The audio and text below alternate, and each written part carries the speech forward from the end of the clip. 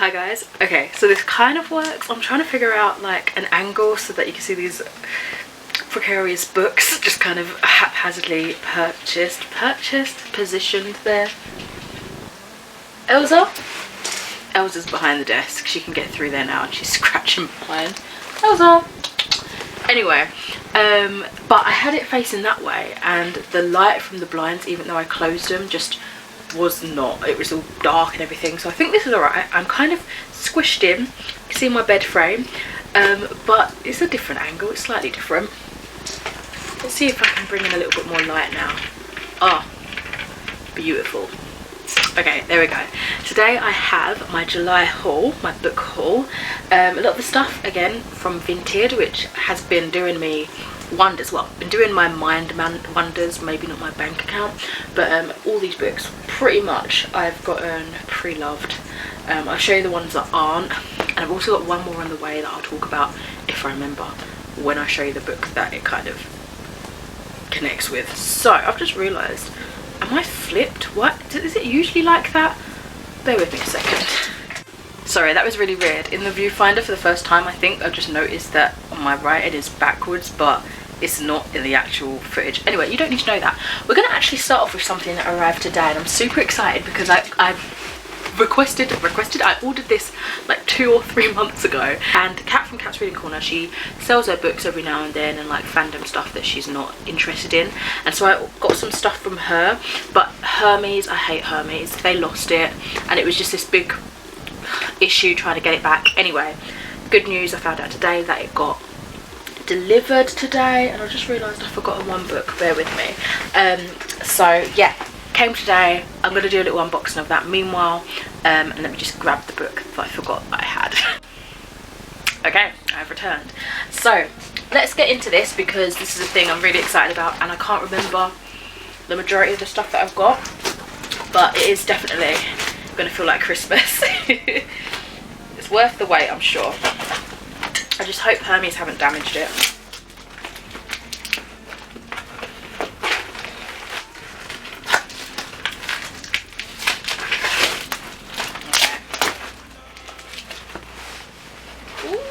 Okay, I forgot that I ordered this much stuff from her. It's actually kind of light though, so not too back breaking, which is nice. So let's grab the first 2 books that I see. So hopefully I've not double purchased some of these things. We have A Phoenix First Must Burn, edited by Patrice Caldwell. This is the stories of black girl magic, resistance and hope. Beautiful cover. This one says it's 16 tales that explore the black experience through fantasy, science fiction and magic, coming together in one spellbinding narrative of bravery, beauty and hope. Stories from Elizabeth Acevedo, Anne-Marie, who else do I know? Ibby's a boy, let's see, Sonia Clayton, loads of authors on here, so very excited to get to this. Then I have The Never-Ending Story by Michael End. This is one that I don't think I realised originally that it was also a book, but I absolutely love the movie. It's one of my all-time favourites. And if I remember correctly, I think Kat said that it's just dry, like it's almost like no need for it. I might be putting words into her mouth, but I feel like that's what she was saying. I think she might have DNF'd it, I can't remember. So this, I'm assuming, pretty much follows the concept of the movie. Small and insignificant Bastian Balthazar Bucks is nobody's idea of a hero, least of all his own. One day, while immersed in the pages of an old book, he discovers a mysterious world of enchantment, but it's a world that has fallen into decay. The great task of making things well again falls on Bastian, and so begins a dazzling, magical adventure. I love the idea of books about books, and as I say, I'm very familiar with the movie, it being one of my favourites, so I'm hoping I get something out of the book. Here's hoping. Alright, the next 2 books here, I forgot that I got, see, I'm glad that I didn't go too, well, I went crazy on Vinted, but I've seen some of these covers and I'm glad that I didn't get them because otherwise I would have had doubles. I have The Descendant of the Crane by Joan I'm not sure if I've pronounced that correctly, and this is one that I've been wanting to try out for a while actually. It's actually got such a stunning cover. This one says, Princess Athena of Yarn has always been eager to shirk the responsibilities of the crown. When her beloved father is murdered, she's thrust into power, suddenly the queen of an unstable kingdom. Determined to find her father's killer, Athena does something desperate. She enlists the aid of a soothsayer. In Yarn, magic was outlawed centuries ago. This is a treasonous act punishable by death. Using the information illicitly provided by the sooth and uncertain if she can even trust her family, Athena turns to Kira, a brilliant investigator who's also a convicted criminal with secrets of his own. With the future of her kingdom at stake, can Athena find justice for her father, or will the cost be too high? This just sounds really epic.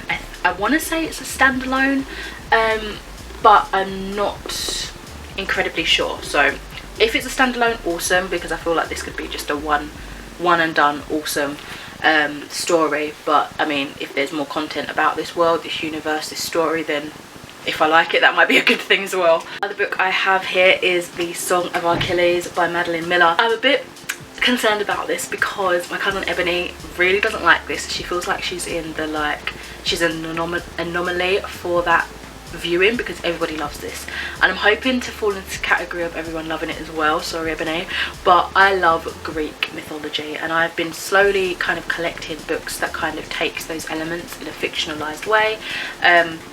Obviously Riordan being a big one of the mythology retellings, but I wanted to dive in a little bit more into some more adult based fiction works around, you know, some of the familiar myths and legends that I love.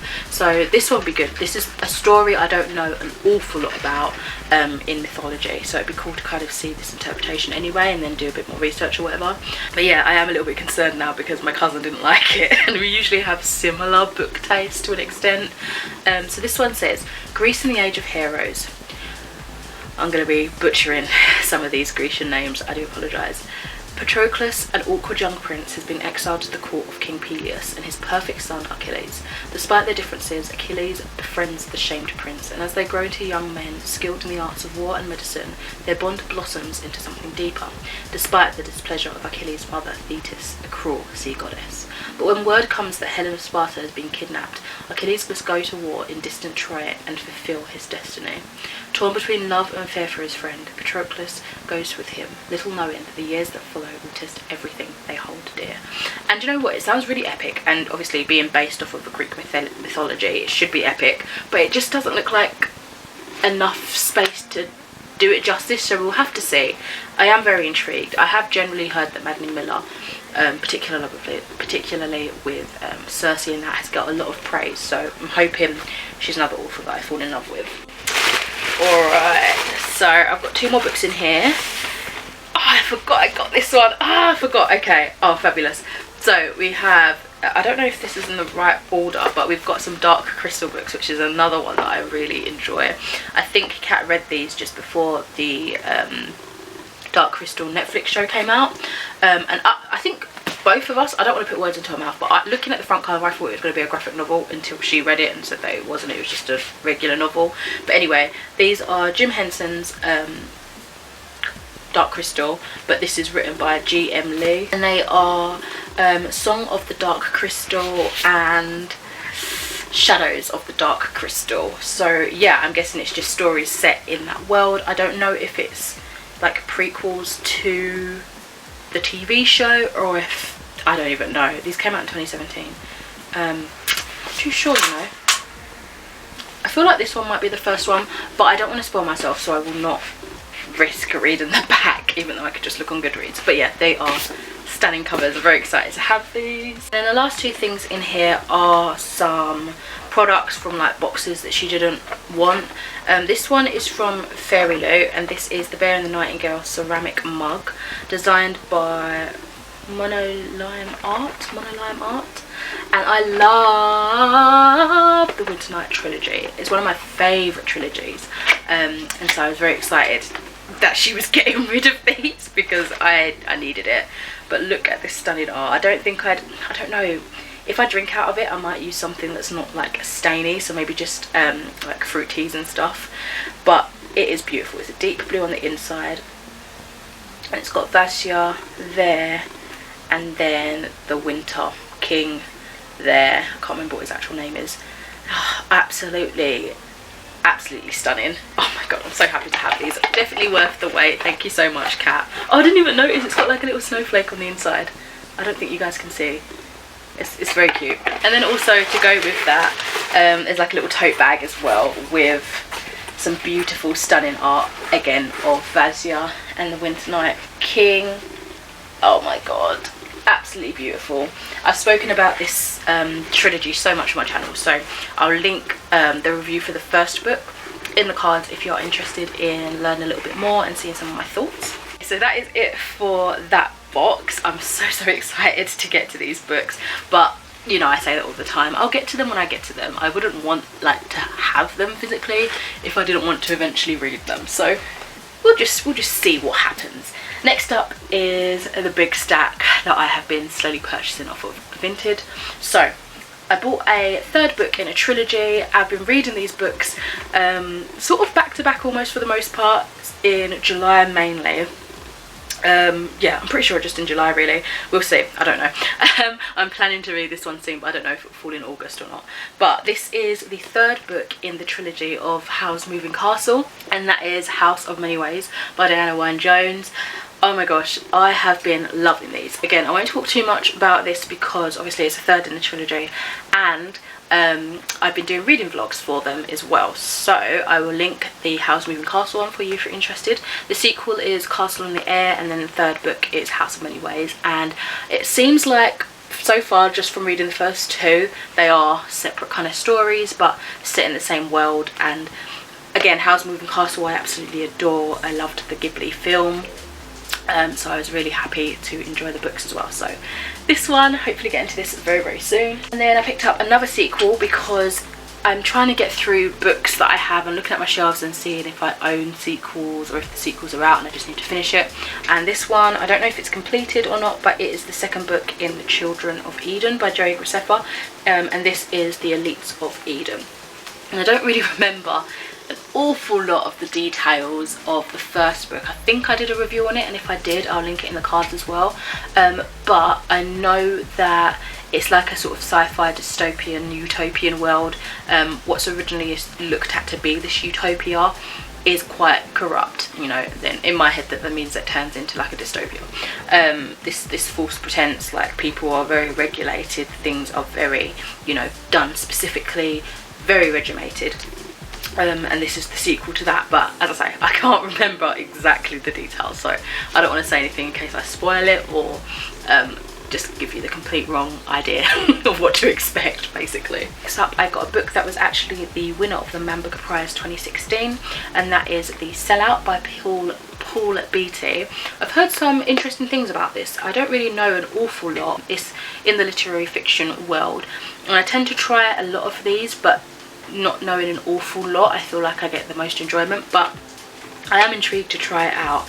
It just says it is a biting satire about a young man's isolated upbringing and the race trial that sends him to the Supreme Court. It showcases a comic genius at the top of his game. There's more, but I don't really want to know more, so we shall see. It's a really cool cover as well. It almost looks like an ARC copy. I don't know. It's cool. Also from Vinted, so all of these are from Vinted, I'll let you know when they're not. I've got a bundle of books, so I bought 4 books together from one seller, and 3 of them are Diana Wynne-Jones's books because I've been wanting to read more by her, and one of them is not, it's a random book. And I don't know if these are all a part of the same series, if they're standalones or what, so I'm just going to show you guys. And we'll see. It might tell me on the inside if it's a part of anything. Let's see. Okay, so it looks like these 3 books that I got are part of the same series, and that series is the Christomancy series. There's quite a few ones, and I think they might possibly be, I want to say they're sort of like standalone but set in the same world, similar to Howl's Moving Castle. So if you don't want possible spoilers, skip this little bit, but I am interested in knowing at least what one of these books is about. So it looks like the first one that I've got here. I don't know, I really need to do some more research, but it looks like some of these are at least part of this series anyway. So it looks like the first one that I've got part of that series is The Lives of Christopher Chant, and I've also got Mixed Magics. So this one just says, when Christopher Chant learns that he has 9 lives and is destined to be the next Christiomancy, he's not very pleased. He would much rather play cricket and explore his secret dream worlds full of strange treasures, magical creatures and exotic temples. I think that's enough to not be too spoilery. And then there's Mixed Magics. As I say, that's part of one series, so I'm going to have to try and collect the other ones possibly in these editions. Then it looks like this one might be on its own or a part of a different series, because I can't see it written down on any of the other books, but this one is called The Magicians of Caprona, and it just says here, the dukedom of Caprona is a place where music is enchantment and spells are as slippery as spaghetti.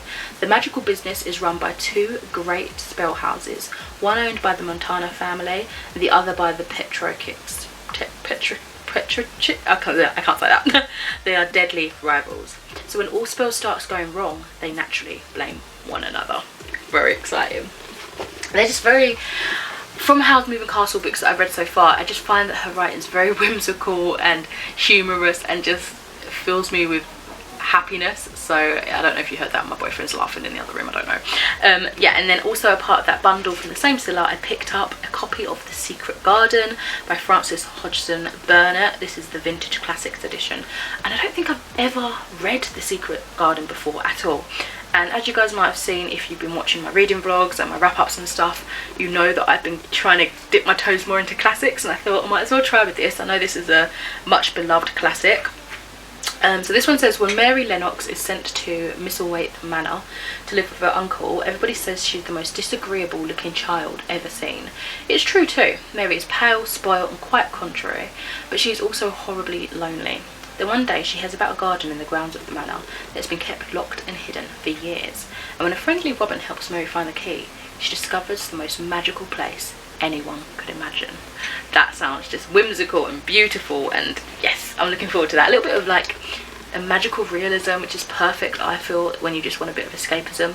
So it's like close enough to home that you feel familiar and comforted in that way, but far enough to feel like you can get rid of your own troubles, you know what I mean? So I think that's why I like the magical realism genre. That just, I didn't even realise that. I guess it's just kind of naturally evolved in my mind. That's probably why.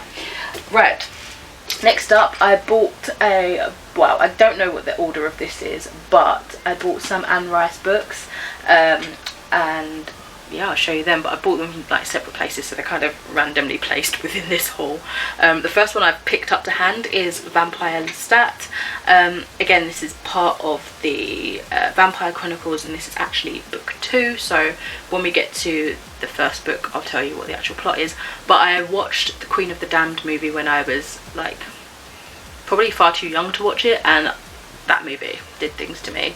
I recently saw this meme where it was like, my sexuality is that one scene in The Queen of the Damned, blah blah blah blah blah, and I was like, oh yeah, definitely. So yeah, I'm hoping the books are good. However, I think Jodie from Jodie's BookTube channel has recently read Interview with a Vampire. I think it was that book, and she said it was dry and dull. If I remember correctly, I might be again completely misremembering, but yeah, I bought pretty much the whole trilogy, so we'll have to get to it eventually and find out. Quickly stepping away from that trilogy, I have Nevernight. This is by J. Kristoff. I've been wanting to read something from him for ages, and the books just sound right up my street. I think it's like grimdark fantasy, and I think it is aimed at adults. Oh my god, yeah, that's tiny writing. But I don't know why I've never picked it up. Like the vibe just gets me. I feel like that's my sort of story, like the dark parts of it, but I've just never picked it up until now. So this one says, Mia Crivera is only 10 years old when she is given her first lesson in death. Destined to destroy empires, the child raised in shadows made a promise on the day she lost everything, to avenge herself on those that shattered her world. The chance to strike against such powerful enemies will be fleeting, and Mia must become a weapon without equal. Before she seeks vengeance, she must seek training among the infamous assassins of the Red Church of Itrea. Inside the church's halls, Mia must prove herself against the deadliest of opponents and survive the tutelage of murderers, liars and demons at the heart of a murder cult. The church is no ordinary school, but Mia is no ordinary student. That sounds bloody epic. I'm hoping I love this. I really am hoping I adore this because it just sounds fabulous. And jumping back again to Anne Rice. This one I'm gutted at because it was not the cover that was listed on, I think it was eBay I got it on. And I'm upset because I don't like movie tie-in covers or mass market really, and this just is both of those things. I mean, stunning, but not what I wanted at all. It had a completely different cover, and had I known that, I wouldn't have purchased it. I would have bought it from Vinted, this other one that I saw. But anyway, yeah, Queen of the Damned. This is the 3rd book in the Vampire Chronicles series. Right, then I have Conrad's Fate by Diana Wynne-Jones. I say Wynne and sometimes I say Wine, I'm not too sure how to pronounce it. I think this is one of the later books, a part of the Chrestomancy series, so I won't spoil that. Get into the last lot of books now. So this one I found in ASDA. ASDA looks like they've recently started having MusicMagpie pre-loved books, so I was just looking through that casually and I spotted this, and this is a book that I've been interested in trying since particularly Read Caribbean month in June, where I saw quite a bit of love for this one. And this is Andrea Levy's Small Island. It's set in around the Caribbean and sort of migrate into Britain. So it says here, it is 1948 and England is recovering from a war. But at 21 Neverin Street, London, the conflict has only just begun. Queenie Bligh's neighbours do not approve and she agrees to take in Jamaican lodgers. But with her husband, Bernard, not back from the war, what else can she do? You right? Yeah. Special glasses. Yeah. Nearly done.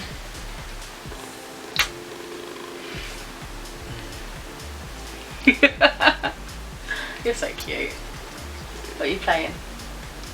One of your new ones? Yeah, but I'm glad with Ben & Jerry's now first. Enjoy your Ben & Jerry's.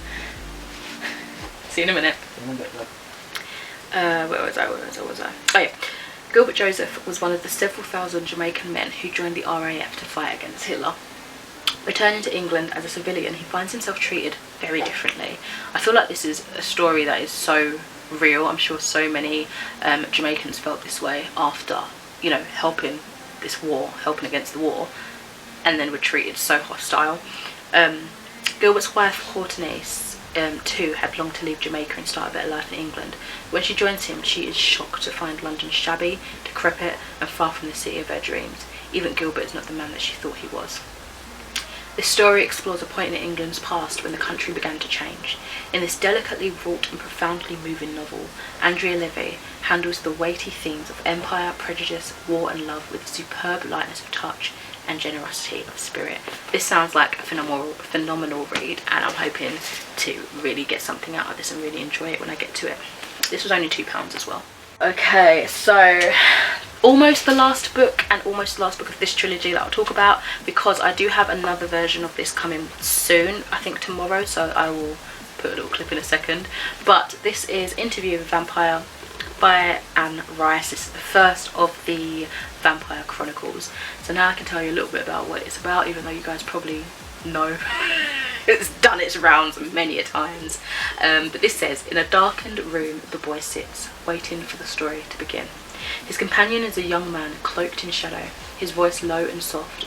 Only the pure white of his collar is visible in the gloom. The story of this man's life is about to be told. The story of a vampire, facing the dark stretch of eternity, cursed with an exquisite craving for human blood. Love it. Oh my god, I really hope I enjoy this one.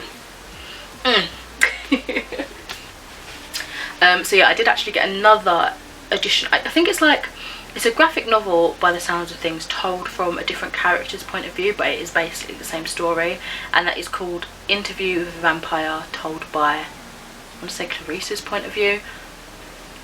Here it is, if you're interested. Yeah, it looks really interesting. I thought it would be nice to kind of read that as well once I've consumed like the main content of the trilogy.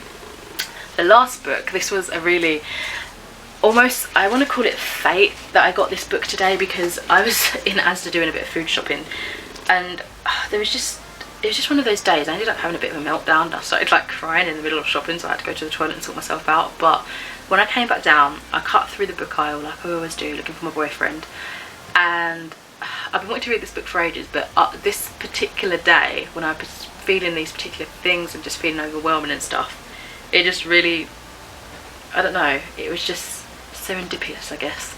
And that's The Comfort Book by Matt Haig. I had to get it. I've been wanting to read it anyway. It's his latest release, I believe. And yeah, I just felt like the timing was impeccable, really. So how could I ignore that? So I read The Midnight Library last year. Absolutely adored it. I think even now it's one of my all-time favourite books. And I'm really just need to kick myself at the butt and read more by him. This is probably like the 4th book I own of him now, and the 3rd book unread. So The Midnight Library was my first book that I read from him, and is currently still my only book yet. But he talks a lot about mental health, whether it's fiction or non-fiction. He interweaves it, sorry, and you just feel so seen. I mean, that was at least my experience with The Midnight Library. It was just spoke to me. So this one, what's this? Was it the Shadow of Mordor one you got? No, my one's called The Shadow of Mordor. Oh, we might have different games. I'll have a look in a minute though. This one I think is non-fiction, but it's just absolutely beautiful. Mirrors on the back as well, like pattern mirrors, and oh my god, stunning. This is absolutely beautiful. The care that's just put into everything, it just, I don't know, it just makes my heart warm. So let's see what this is about. The Comfort Book is a collection of consolations learned in hard times and suggestions for making the bad days better. Drawing on maxims, memoir and the inspirational lives of others, these meditations celebrate the ever-changing wonder of living. This is for when we need the wisdom of a friend or a reminder we can always nurture inner strength and hope, even in our busy world. A book for timeless comfort for modern minds. I am very excited to get to this because I think I kind of just need it. When you think you're okay, I feel like I'm that meme, that Katy Perry meme, when you're okay, you say you're okay, you're not. But when you think you're okay and then you just have that setback and you're like, ah, damn, this, yeah, I think this is for those times. Hi, so whilst I'm here showing you that book, I thought I might as well come back and show you the other books that I've recently got. So I went and took out a couple of books from the library. So this is a trilogy. I don't know what the actual trilogy is called, but the first book is The Book of Coley. And this is by M.R. Carey, and it sounded so awesome. I'm pretty sure I've seen this talked about. It kind of reminds me briefly about Jeff Vandermeer's Annihilation, but I might have got the complete wrong vibes because I've not actually read that or watched the movie. But when I think of this, I think of that, so I don't know, there might be a connection, I don't know. But this one says, everything that lives hates us. Beyond the walls of the small village of Beyond the walls of the small village of Mythenrood lies an unrecognisable landscape, a place where overgrown forests are filled with choker trees and deadly seeds that will kill you where you stand. And if they don't get you, the shunned men will. Coley has lived in Mythenrood his entire life. He believes the first rule of survival is that you don't venture too far beyond the walls. He's wrong. It sounds so epic. And then the sequel to that is The Trials of Coley, and then the final book is The Fall of Coley. So hopefully I'll get to these relatively soon. So yeah, that's fun. And then my friend Maria, when I saw her today, gave me this book because I've been wanting to read it, and I really like Sheila Norton's books that I've read so far, and that is The Lonely Hearts Dog Walkers, and they're very just quaint, cute, summery reads. It makes me very happy. Usually set in like small coastal towns in the UK. And yeah, I've read The Pets at Primrose Cottage and The Vets at Hope Green. I think I've got The Pet Shop at Pennycombe Bay on NetGalley, but I've also got Escape to Riverside Cottage that I own a copy of as well. And this one says, could this be the perfect place to start over? When Nikki's marriage falls apart, she decides to take her broken heart back to the idyllic village of Furswell, where she grew up. But fresh starts aren't always easy. Her young daughter Mia is struggling to fit in at school, and living with Nikki's overbearing mother is providing challenging. But when she joins the local dog walking group, Nikki finds the friendship and support she's been looking for in the Lonely Hearts Dog Walkers. When their local park is threatened by developers, they are determined to rally together to save it. Can Nikki fight to protect her new community and find her happy forever after? It just sounds so just lovely. So yeah, those are some books that I got a little bit later than the main part of this haul, and I wanted to include. So there's those.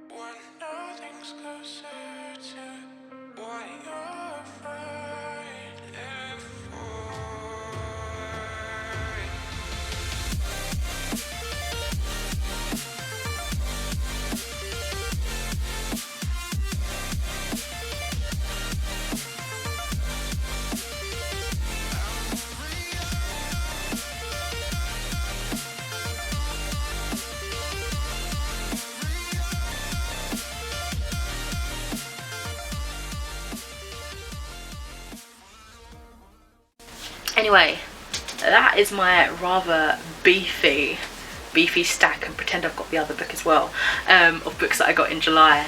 Let me know if you've read any of these, what you think of them, what you think I should maybe prioritise, and yeah, thank you so much for watching. I shall speak to you in another video soon.